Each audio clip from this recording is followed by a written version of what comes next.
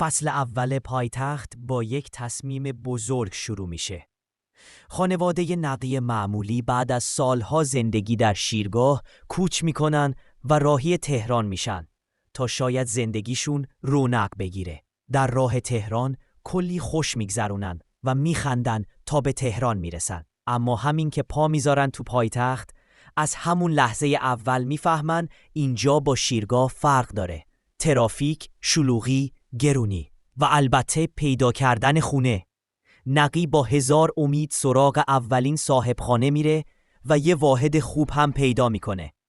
همه خوشحالند که بالاخره جاگیر شدن، اما چون تازه از شهرستان اومده بودن از قوانین تهران خبر نداشتن.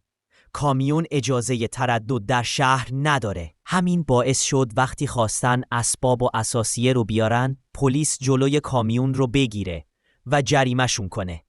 و درست چند روز بعد وقتی به خانه میرن تا اسباب و اساسیه رو بچینن، میبینن که صاحب خانه از روی تخت افتاده روی زمین و فوت کرده.